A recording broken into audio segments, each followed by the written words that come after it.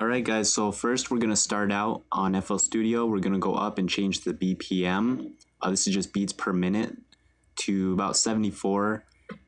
This is just how fast or how slow the song is. And we're going to go over here and we're going to grab an instrument.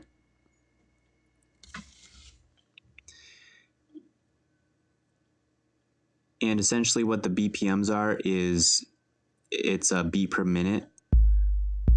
So there's a little metronome that we'll get to in a second, and all it does is it claps on every fourth beat. We'll go and put an 808 kick in here.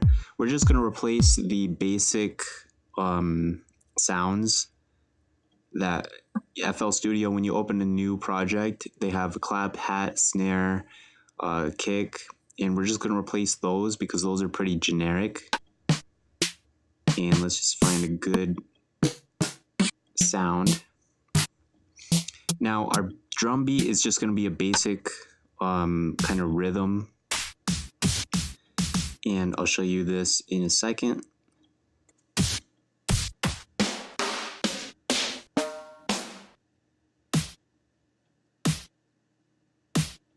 Sometimes it takes a little bit to get the sound right, and you can always change it later.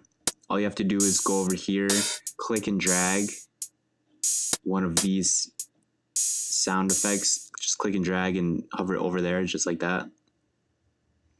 And it'll replace that channel's instrument. So now we're just going to put one beat, and you can see these are off colored. So there's 4 beats in a bar. One bar is 4 beats.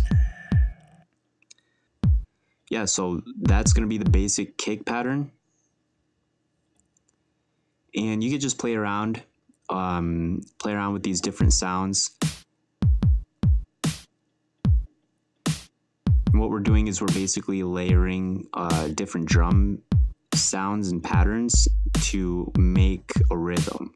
And rhythm just sounds good. It just makes you feel good. Play around with it until you get something that you like. You don't have to do this straight. The swing is just a simple variable that brings notes into the neck, so it sounds more natural instead of robotic-y and computerized. It's like it swings the note into the next note. So it swings the sound, kind of, you know what I mean? Right here, what I did was I just right-clicked that 808 and hit fill each 2 steps. I realize now that you can't see that, and I apologize for that, but it's just a simple preset. And these hats just kind of give it a bouncy effect to our drum pattern, to our drum rhythm. All right, so now what we're gonna do is we're gonna go over to the left, and I just right-click pattern 1 and click rename. I named it to drum.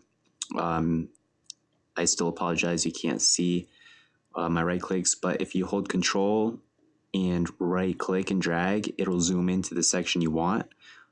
Here I'm just placing the drum patterns on my last drum pattern. I right clicked the top piano keys and I went to make unique, and this creates a drum number 2. What this does, what I'm doing right now, is I'm just going through and I'm changing the ending of the drum pattern. So this is going to kind of break the song up a little bit. This is just going to break the song up a little bit. And in songs, that's what songs are. They're not just a repetitive pattern, which gets very boring and very repetitive, actually very annoying. This kind of breaks up the monotony of a song, and that's what songs are. The songs have bridges and gaps in between, silences in between lyrics or different changes.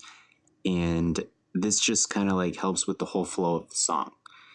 And this is what's going to make it sound better in the long run. So that's it for the drums, and I'll see you in the next video.